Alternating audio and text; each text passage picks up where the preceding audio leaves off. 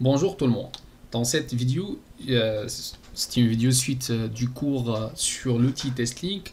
Donc, je vais vous parler sur la partie du création et gestion des suites de tests et des cas de test. L'un des fonctionnalités les plus importantes de n'importe quel outil de test, y compris le TestLink, c'est la phase de création et gestion de tout ce qui est suite de test et des cas de test.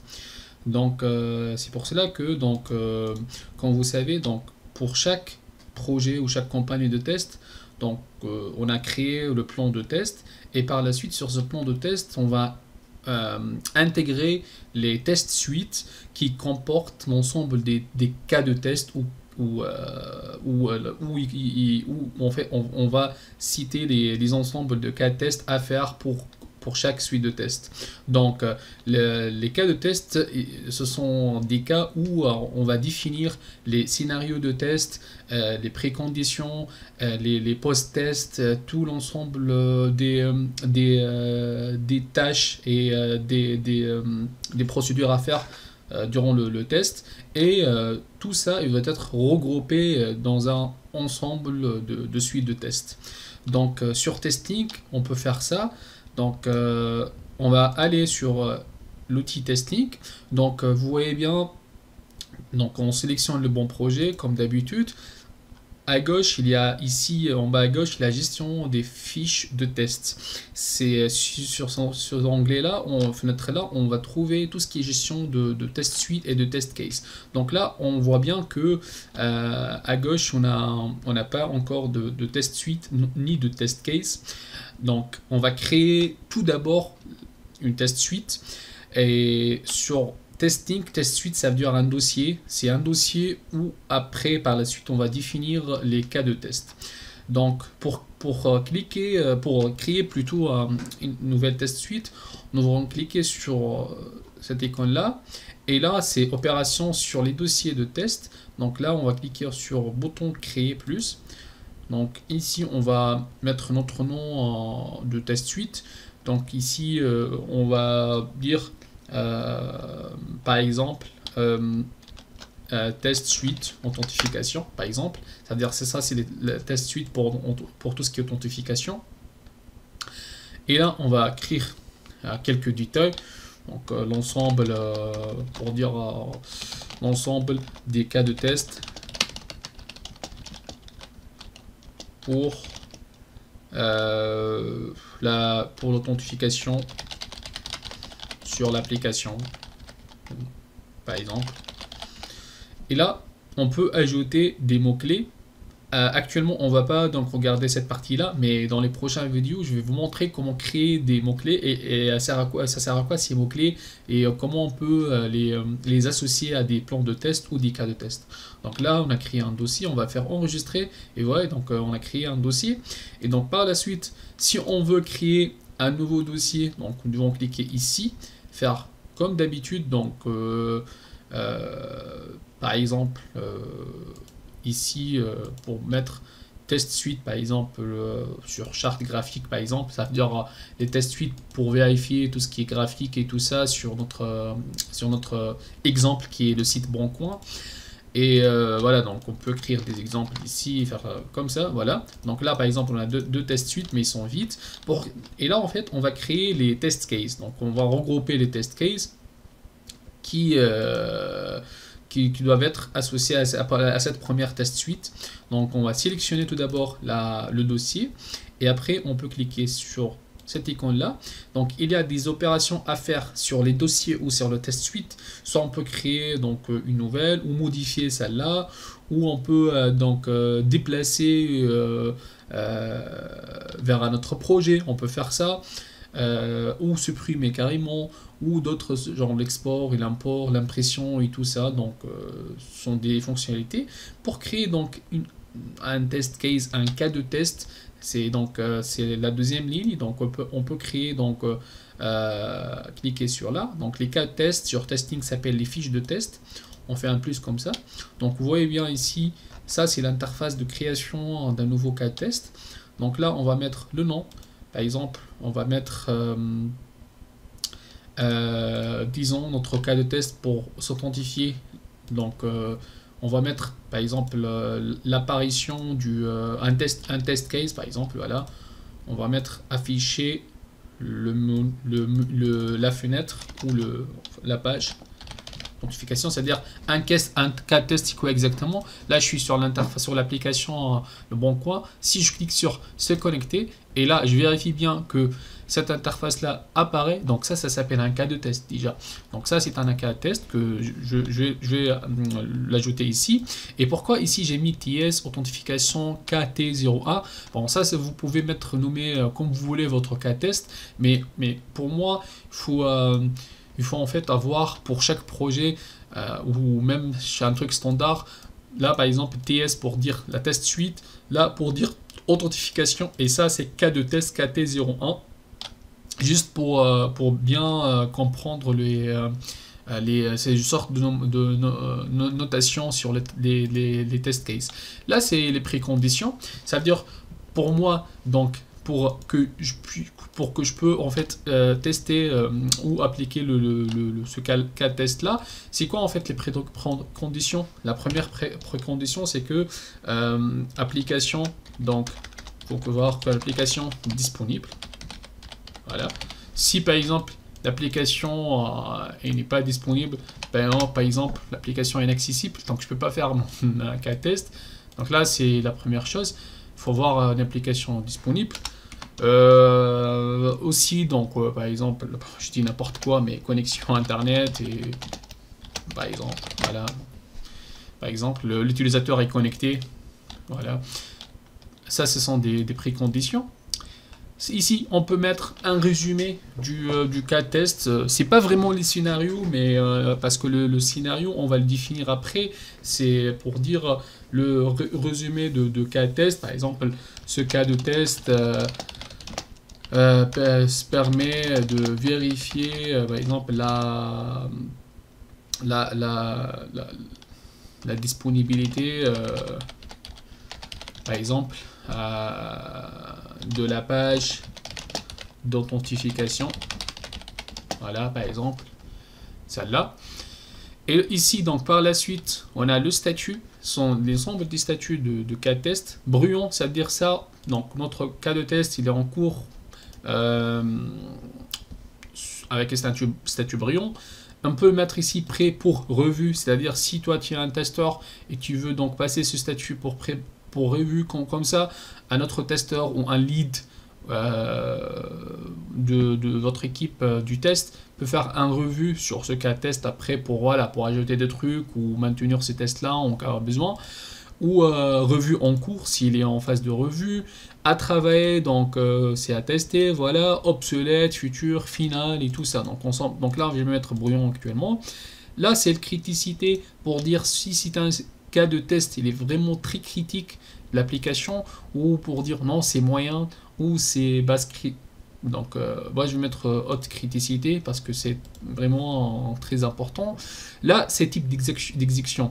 Est-ce que ce cas de test là, quand je veux les tester, je veux tester ce cas de test là, est-ce que je veux tester manuellement ou j'ai un test automatique qui va faire en fait qui va exécuter donc le cas de test ou non. Par exemple, pour mon cas, j'ai pas un test automatique qui va faire ça, donc je vais mettre manuel, voilà, et durée estimée en minutes. Par exemple, je vais dire 1 minute, ça va prendre 1 minute. Donc là, les mots-clés, je vais l'ajouter donc dans les prochaines vidéos, comme je viens de vous dire. Là, on peut faire créer. Voilà, on a créé notre cas de test. Par contre, on peut, après la création de cas de test, on peut ajouter d'autres détails sur ce cas de test. Parmi ces détails, il y a, vous voyez donc là, on a notre cas de test. Et ici, il y a un truc très important. Donc là, c'est la version. On peut, là, en fait, c'est pour voir, donc afficher l'auteur qui a créé ou voilà, qui a modifié le test. Ici, on voit bien qu'il y a la version 1 du test. On peut créer une nouvelle version de ce test là en cas où. Donc vous voyez, donc quand j'ai cliqué sur ça, il y a pas mal d'autres fonctionnalités. C'est là on peut éditer ou donc créer une nouvelle version de ce cas de test là. On peut, voilà, pour garder l'ancienne version, s'il y a d'autres modifications et tout ça, on peut désactiver cette version-là. On peut verrouiller cette version si elle est obsolète ou si elle est, voilà, donc elle est plus valide. Donc on va l'associer ce test case là à notre compagnie, notre plan de test. On va voir ça. On peut faire exporter ou afficher donc pour l'impression. Mais avant de faire ces fonctionnalités là, on va ajouter d'autres en fait détails sur notre test. Notre test, donc il manque les étapes. On va créer les étapes. Donc là, c'est les étapes de test. Donc tout à l'heure quand j'ai fait le test, c'est quoi les étapes? Tout d'abord, c'est accéder à la page d'accueil du bon coin. Donc c'est ça. Donc là, par exemple, ouvrir la page d'accueil de l'application. Et c'est quoi le résultat attendu? Le résultat attendu, c'est page d'accueil disponible, par exemple. Page d'accueil, par exemple, disponible. Voilà. Donc là, on a ajouté l'action, et ça, c'est le résultat attendu. Et là, on va exécuter ça manuellement ou automatique, donc c'est manuel. On va enregistrer. Voilà, on a ajouté le cas de test. Et là, par la suite, on va continuer. Donc là, on va cliquer sur le bouton connecter. Le bouton connecter. Et lorsqu'on clique sur le bouton connecter, qu'est-ce qu'on attend? C'est voilà, donc l'apparition du formulaire. Voilà, donc formulaire de connexion disponible. On peut ajouter d'autres détails hein, pour dire par exemple là le champ email, champ je sais pas moi, champ mot de passe, ainsi de suite. Donc on peut ajouter donc d'autres détails. On peut même ajouter tout le détail. Il y a les liens mot de passe oublié, le bouton connecté, on peut ajouter tout le détail. C'est vraiment le résultat attendu. Voilà. Mais on peut avoir ça, mais en fait, on peut avoir d'autres cas de test qui vérifient les éléments disponibles dans cette page-là. On peut avoir ça, c'est un autre cas de test, c'est la vérification des disponibilités de certains éléments sur une page. Donc on peut ça le mettre dans un autre cas de test, mais voilà. Bon. Là, on va faire enregistrer, et c'est tout. Donc, c'est ça, en fait, notre note. On va faire annuler. Donc, vous voyez donc bien qu'il y a deux étapes à faire pour notre cas de test. Là, on peut modifier donc les informations. Voilà, donc on peut appliquer tout ça pour les étapes. Voilà. Et là, en fait, il y a notion de plateforme qu'on va voir aussi sur le prochain vidéo. Il y a les exigences. Donc là, on peut associer notre cas de test sur les exigences que l'on a déjà créées. Donc pour faire ça, on va cliquer sur cette icône là. Donc là, on va voir le dossier exigence qu'on va sélectionner. Donc moi j'ai sélectionné l'exigence d'identification par exemple. Voilà. Et il y a trois exigences. Les exigences, c'est redirection vers la page d'accueil. Ou le temps de réponse authentification par exemple. Voilà. Et le bon logo au centre de la page par exemple. Bon. C'est pas vraiment correct ce que je fais, mais pour vraiment comprendre comment qu'on associe les exigences au notre cas de test. Après, on va faire affecter, et voilà, donc on a affecté, et on peut fermer ça, et après juste voilà faire comme ça, actualiser la page, et on voit bien les deux exigences qui sont attachées à notre cas de test. Là, c'est vraiment la partie s'il y a des relations, parfois il y a des cas de test qui ont des relations avec d'autres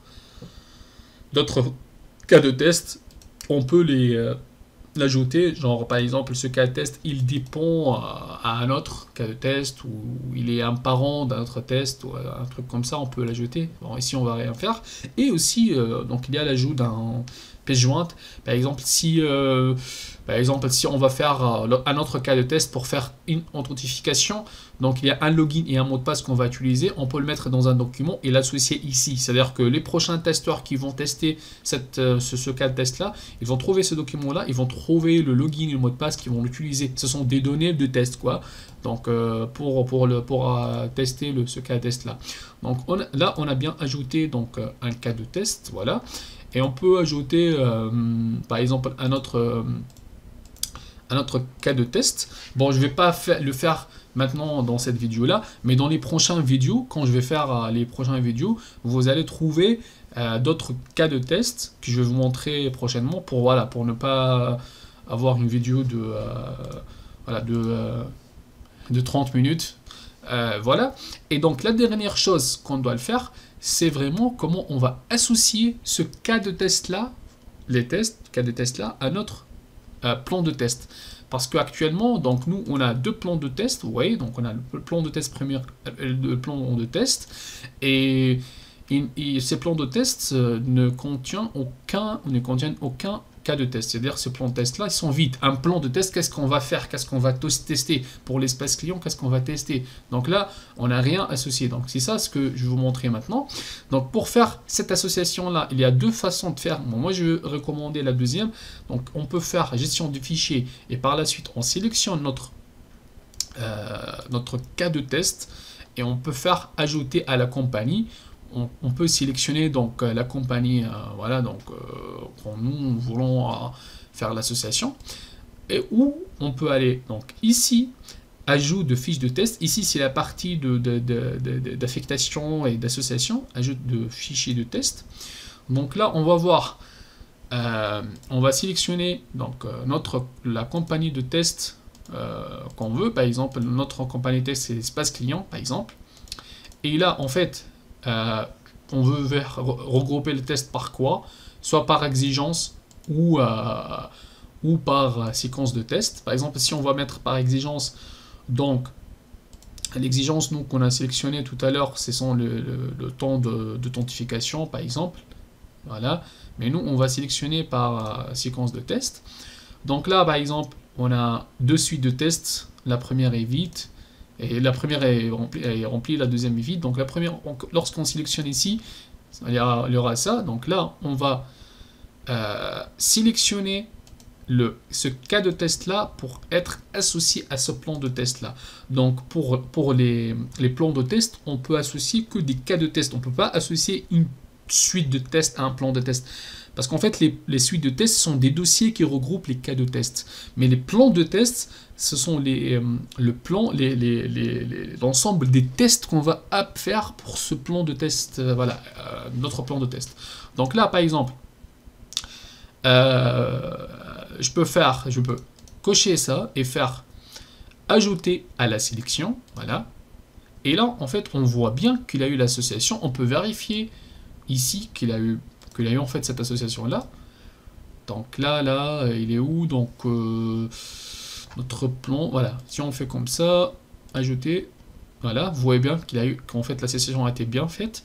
Et en fait, pour désélectionner, c'est-à-dire si en fait on veut associer ce cas de test là au deuxième plan de test et on veut désélectionner le premier plan de test, ici on peut pas. C'est pour cela que moi je vous recommande d'utiliser ce menu là, ajout de fichier test, parce que ici on peut sélectionner comme ça et après on peut cocher et faire retirer, voilà, la sélection, et voilà, on a retiré la sélection.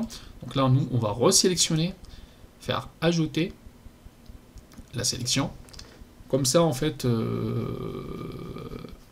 on n'a pas de problème. Voilà, on a sélectionné donc le plan de test pour ajouter et désélectionner le cas de test. Donc voilà en fait pour ça. Je vais créer d'autres cas de test, comme ça je vais le montrer dans la prochaine vidéo pour la suite, l'ensemble des vidéos sur ce tutoriel là concernant le testing. Merci à vous et à la prochaine vidéo. Et aussi, j'ai oublié de vous dire qu'on peut assigner des versions du produit à un test case, et aussi assigner on peut mettre à jour les versions de fiches de test. C'est-à-dire, là par exemple, pour ma fiche de test, par exemple, j'ai créé une nouvelle version, je peux créer une autre. Donc, par exemple, troisième version, où je peux même faire des modifications. Par exemple, je supprime cette préconditions là. Donc là, par exemple, on a trois versions. Et la version actuelle, pour la version qu'on va l'utiliser pour le cas de test, c'est la version 3. Comment je peux, par exemple, sélectionner la première version pour revenir à la première version, la deuxième version pour mon cas de test? C'est il faut aller donc ici sur assignation, plutôt ici, donc mise à jour des versions de test. Voilà, comme ça on peut voir que là, par exemple, sur mon cas de test, on sélectionne notre cas de test. Bien sûr, on doit sélectionner notre plan de test. Vous voyez, donc le plan de test, le deuxième plan de test, il n'a aucun cas de test parce que j'ai pas fait j'ai pas associé le cas de test à notre plan de test. Donc pour le premier plan de test, espace client, on a ce cas de test là. Et ici, on voit bien que donc ce cas de test, donc il est en fait donc il est associé à la version 1. Vous voyez, donc moi par exemple je peux donc assigner la version 2, c'est-à-dire la version 2 doit être la version que sera utilisée lors de l'exécution. Donc je sélectionne, par exemple je sélectionne la version 2 ou 3, je vais mettre à jour et ouais, donc là c'est la version 3. Donc quand on va exécuter le test, on va exécuter la version 3 du test, on ne va pas exécuter la version 2 ou 1, voilà. Donc ça c'est très important de le connaître. Et on peut aussi voir les différentes versions, donc ici, donc là par exemple,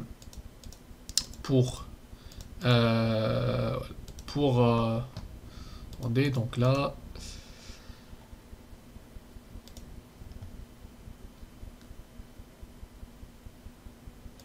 c'est en fait l'ordre de création, parce qu'en fait toutes les versions sont liées, sont les plus récentes, parce qu'on n'a pas en fait créé de nouvelles versions, mais si on veut afficher les nouvelles versions pour des fiches de test, on peut les afficher, on peut les afficher ici,